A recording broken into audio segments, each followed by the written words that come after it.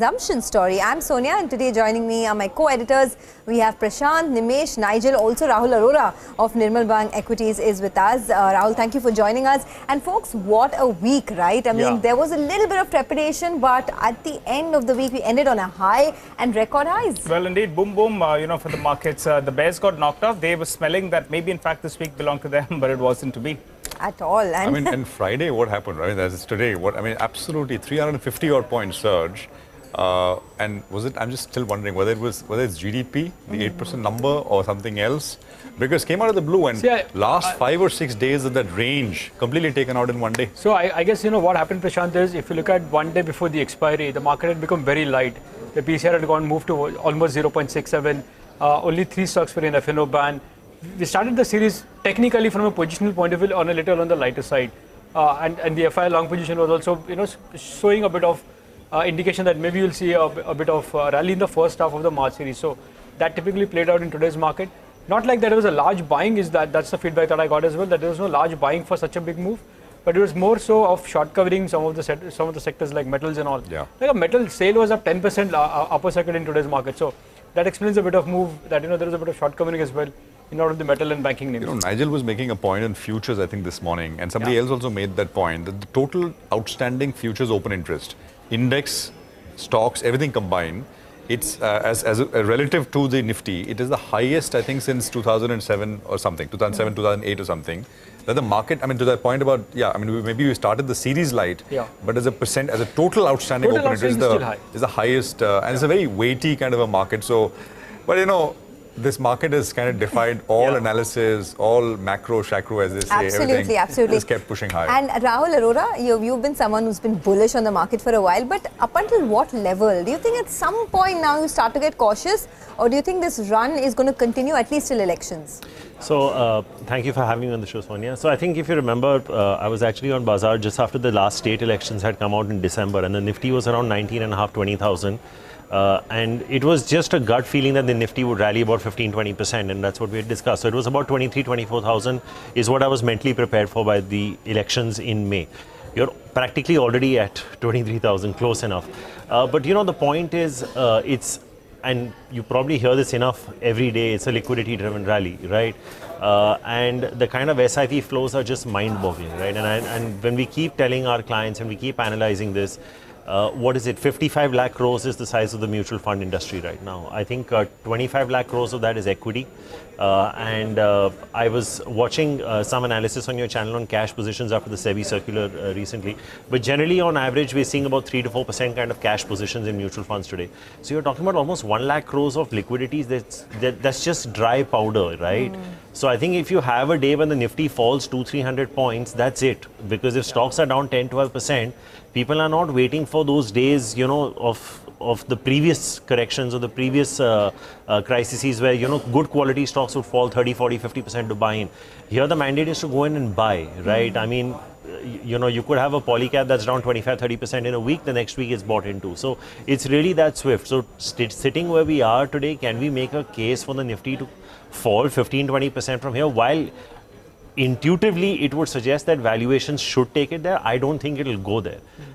There will be these momentary corrections, but I think the kind of money, and I'm not even including the liquidity of insurance companies, AIFs, PMSs, LIC. And one very important point, Sonia, this is going to be a very important month because this is the best month for inflows from mutual fund and insurance companies because tax planning happens, NAV adjustments happen. So this could land up being a very strong month and you're running into elections. So don't be surprised if you see a 4-5% kind of move in the Nifty this month as well as, more flows come in. I mean, you could see, you could probably land up seeing the highest SIP flows this month. So, who's to say you won't be sitting 500 points, 1,000 points higher at the end of this month from where we are right now? Wow, that's Rahul sticking his neck out and saying that, the March could be a really good month. But Nigel, you put together some data for us. Well, that's right. And I'll touch upon the point about the market-wide total open interest as well. So good point is the global cues are stable. This week you got inflation prints, you got a couple of weak economic data, which is read positively. So you had the US markets that were up and about in trade. The Nifty had gained for the third straight week, which is very, very good news. And in the last 5 weeks, 4 out of the 5 weeks where the Nifty has moved higher. But after a while, for the first time in 5 weeks, the mid-cap index ended in the red. The mid-cap index was down 1% for the week. though the Nifty ended with a gain of close to around 100 points, at one point of time we were down 400 points. So from the lows, actually the Nifty bounced up close to around 400 points. What added to the excitement in the in the markets on the whole? One was expiry related factor. Second one was the MSCI flows as well. And both of them were on expiry day, and that's what helped the Nifty move up. On Friday, we had the best move on the Nifty in the last 3 months. Close to around, a big move is what we've seen. We haven't seen this sort of a move as well. And the markets took the GDP print very, very well. L&T, the stock for the week itself was up close to around 7%. And that seems to be taking leadership now. Apollo Hospitals, because of the trouble in terms of rates, that stock was down close to around 10%. The factors to track from here on. What we saw in the past week, is it a demo of what we're going to see in March? That is the large caps doing better than the mid caps. That's one point that I'll be tracking. The market-wide open interest, it's the highest that we have ever seen. Let's put all the position together.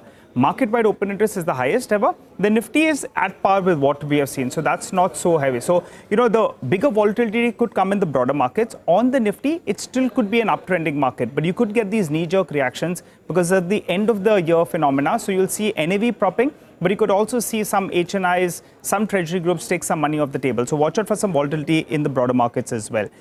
Key cues to track for the month of March itself. We'll have the Fed meeting. So let's see what they say out there. There's some FTSE flows that are still pending. And a lot of that could be to the banking names, which could support them because private banks have been underperformers and political developments ahead of the big event, the elections. So those are the cues that I'm tracking. But that point on the market-wide open interest being the highest ever could create some problems for the broader market. So let's hear this. Rohit Srivastava, the India charts, I mean, he's tracked markets last 30 years and he looks at data very closely. 2 days back, he put this thing out.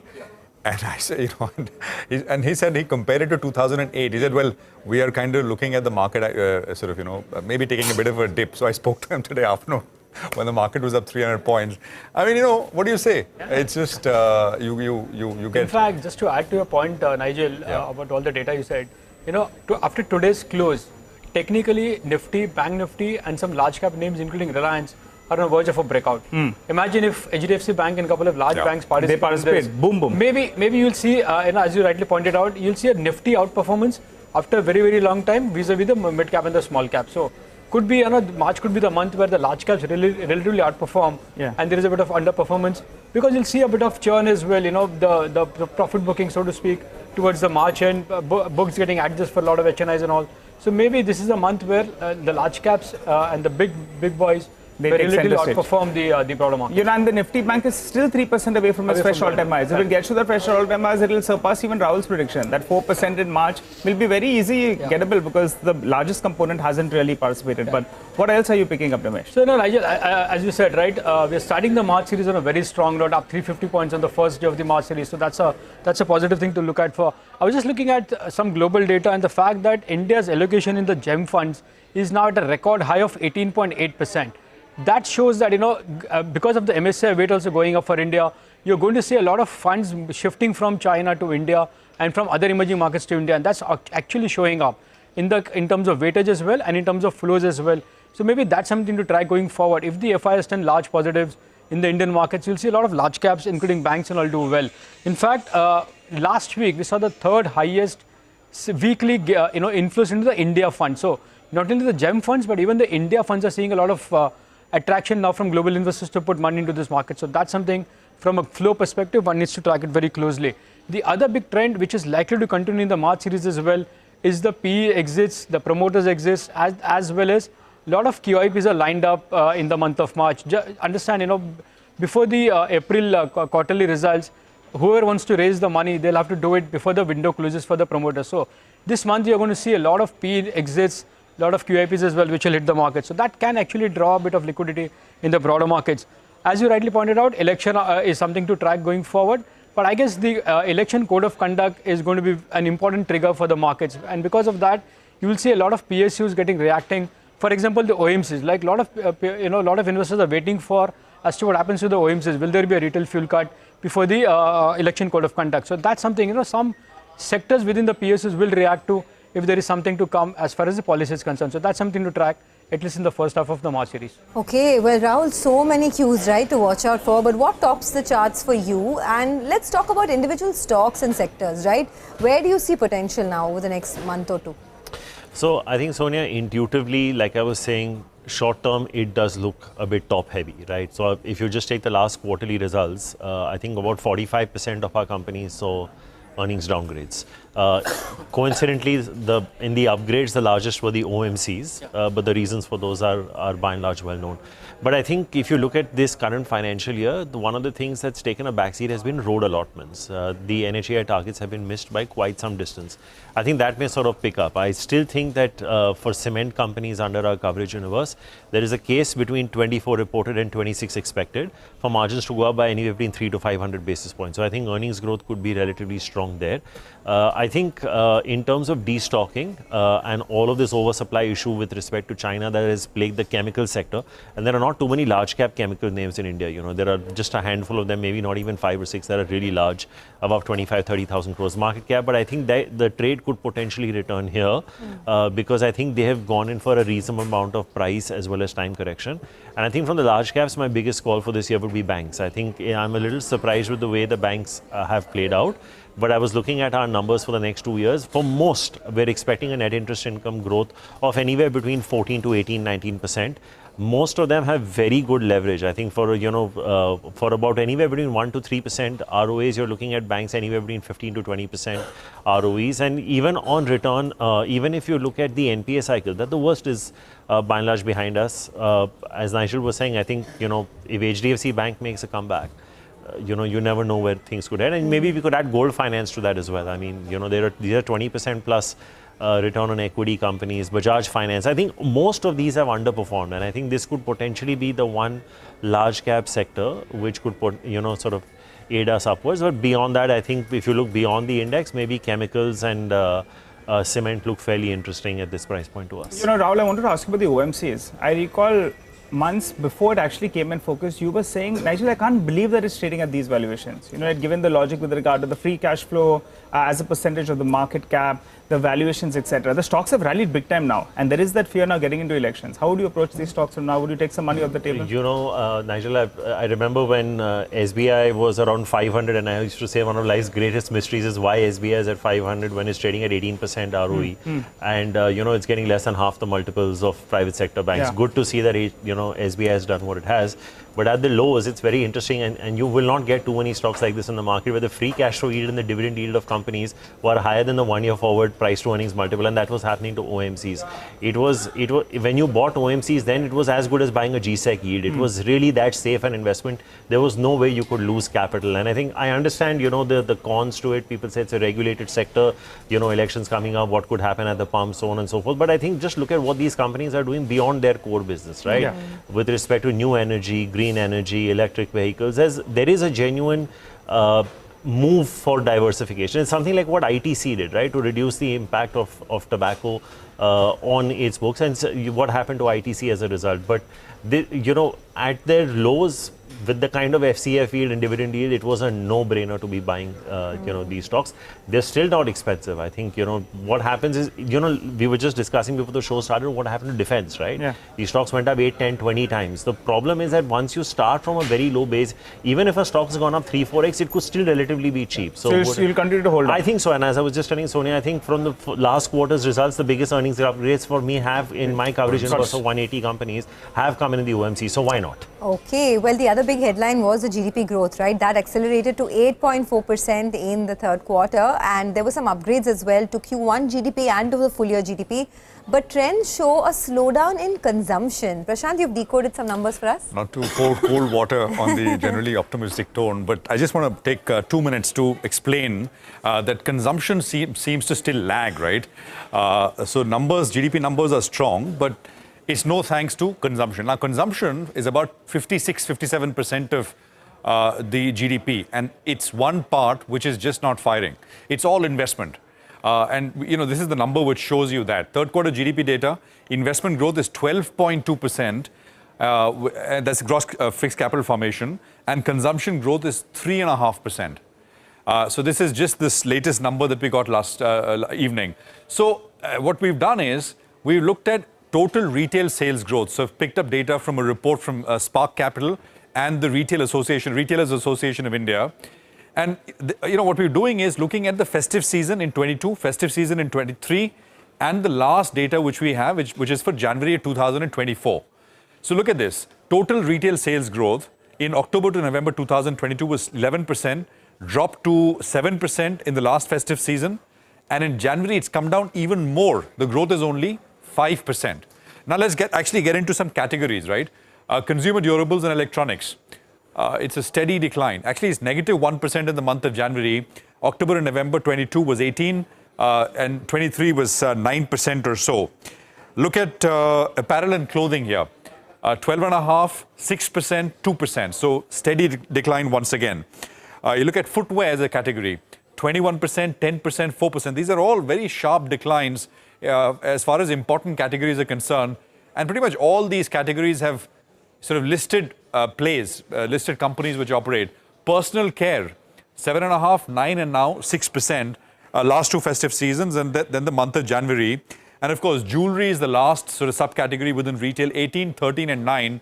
It's all going one way, which is actually lower. The other question is urban sort of discretionary spend also starting to slow down? It's not a new question in that sense, because QSR stocks, we all know, have been suffering.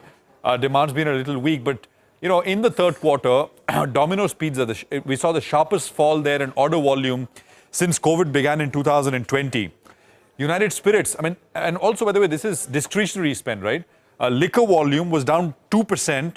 This is the first drop that we've seen since 2020. And then Nykaa, which basically the number of orders grew 17%, which is slightly lower than 19%, the growth that we saw in the second quarter, in the prior quarter. So that's some data. Now, one obvious kind of culprit here is the weakness in the job market. Again, not something new. By the way, about a year ago, I put a similar kind of piece out. And we've been, I think, in a third year of a broad slowdown as far as the consumption space is concerned. So IT sector has shed about 64,000 jobs in the last 5 quarters versus about 3.7 net addition in the prior 5 quarters. Now, IT jobs, for the longest time, for the last 2 decades, have been a source of consumption growth, right? These are well-paying jobs, broadly speaking. And of course, the Naukri Jobs Peak Index is down about 15% since March of 2023. This is a barometer of sort of online hiring. And there are some other factors as well, perhaps, which are at play. And I think managements have alluded to this. I remember we were speaking with Mr. TTK Jagannathan of TTK Prestige, and we asked him why some of his categories are not doing, I mean, it's not looking strong. He said there is a slowdown. It's not as strong as he'd like it to be. And he kind of said one of the reasons could be that people are spending in other areas, travel and hotels, for example. And that ties in. For example, in the third quarter GDP numbers that we got yesterday, one of the few categories which actually subcategories which did very well is tourism as a space. And of course, interest rates are higher. We are all waiting for interest rates to come off, but that is maybe one other reason. So consumption, important, more than half of the overall sort of GDP, still struggling. The hope is that it will also start to pick up, because what otherwise will happen is that the other part of the market, which is investment, infrastructure, etc., people are going to crowd in, not just in terms of investment opportunities, and that kind of takes valuations unreasonably higher. Rahul, any thoughts? Let's stick to the positives, I think. I understand, you know, the good part, of course, Prashant, is that the external sector is holding up. I think the converse to is you have a stable rupee, crude's between 75 to 80, and you've now got upward projections to GDP. I think net of all of that, I understand that tech sector. I mean, this is very similar to what's happening in the US. I don't know if I think one of the town halls that Elon Musk did recently, you know, he's like, I'm not finding people in manufacturing. He's like, I don't understand what's happening on the tech sector, but he's like, you know, our manufacturing side of the economy is doing really well. So I think it's in some ways it's playing out here, but you know, I think consumption, Rahul. Yeah, I was just coming. I think the way India is consuming is changing, Prashant. I mean. But textiles, I mean, apparel, footwear, I mean, you know, I know, but if you look at mass, it's out of flavor completely. Yeah. I mean, and just look at high-end consumption, right? Yeah, I mean, that's doing so well. If you had told me a year back that Indian hotels would be at 600, I would have said you're joking. So you're saying the last point that I mentioned, which is, I mean, travel, tourism, hotels, so that's the space which is... I'll tell you, and maybe this is, you know, a study you guys can do independently, and you know, I'm just anecdotally, and this is just, it may not be a very large sample size, but a lot of youngsters I speak to, say, between the ages of like 15 to 25 today, don't want to own a house, don't care too much about cars. What do they want to do? They want to travel the world. They want to stay in good hotels. They want very high-end electronics. So maybe the way India is consuming is different. And you know, we're sitting in central Bombay and lower Parel, and we're trying to gauge what's happening in rural India. Maybe that's playing out. Like, look at V-Mart retail, right? Almost 70% of its stores are in UP, Bihar. But on the other hand, Zudio of Trent is doing so well. Trent is hitting a new 52-week high every week. Yeah. So I think the way India is consuming, so when you say consumption is slowing down, as a headline, I may not agree with it. I think the way India is consuming is changing. Yeah. And to that extent, I think... But I'll tell you, consumption, which the CSO uses to, I mean, it includes everything. I mean, consumption growth, CAGR, this is a 4-year CAGR, and this number is as of 2023. The gap between consumption and investment, and this is GDP, I mean, so this includes everything, new consumption, old consumption, all kinds of consumption. The gap is about 5 percentage points. You know, so there is and it's not just this year or the last quarter, etc. So let me reverse something. Yeah. Let me reverse something back to you, and maybe your viewers might find this educative at some level. Forget 1 year, 2 year, 3 year. Just let's look at 10 years of Hindustan Lever, right? Till the last concluded financial year, FY23. We still got 1 quarter to go here. Over 10 years, Hindustan Lever's top line has compounded by 8.8%. This includes volume growth, pricing and premiumization. So what would the volume growth have been over a decade? You've gone through cycles. You've gone through Demon, RERA, GST, everything. So what are you saying? You're saying good or bad? Is it no, good? I'm saying that maybe the process of the change of consumption started a long time back. And I don't think staples... And it's not factored into Exactly. the CSO assumptions. Yeah. Look at foods. I mean, are you seeing slowdown in foods? Look at the numbers that Tata Consumer, Nestle and Britannia are giving you. Foods is the category which is doing well. Exactly. So I'm saying just what kind of consumption is happening. I mean, within QSRs, you highlighted QSRs. Just plot a 5-year same-store sales growth of Westlife versus Jubilant. You may be surprised that Jubilant, despite being a delivery model, has far more inferior, same-store sales growth to Westlife, which intuitively should not be the case because within that you had 2 years of COVID. Rahul, they're shouting in our ear to take a break. So we'll do that. But good points, and thanks for that. We'll take a quick commercial break here. We're back with Rahul. We'll continue this conversation. We also want to touch upon hospitals because that was a space which took a very sharp knock this week. Stay with us.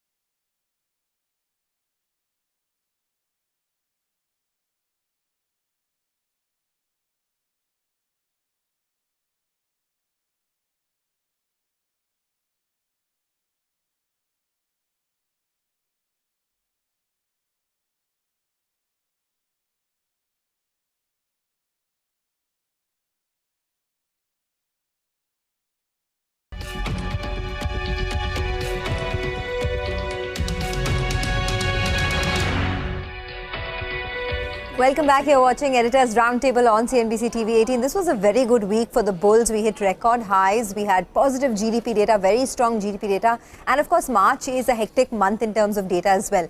Rahul, before we let you go, Prashant was talking about the hospital stocks, right? Jefferies put out an interesting note where they said that the fall in hospital stocks is unwarranted, it's overdone, and it's a good time to buy. Would you concur with that? Yes, I would. And I think I heard one of the players on your channel talk about it as well in terms of differential pricing for differential segments of society. But I know we're running short on time, but I know that, I think good businesses at good, when they're going through a tough time, you should go out and buy it. I think valuations are not as expensive as they are in, say, just or play on the word in hospitality, as we were discussing before the break. But yeah, certainly if I got the opportunity, I would go on and buy names like Apollo and so on and so forth. I think not unjustified fall, but it may have just been a little overdone in the short term. Okay, thanks a lot, Rahul, for joining us. And on that note, it's a wrap on this Editors Roundtable broadcast. We'll be back with more news and updates in just a bit. Stay tuned.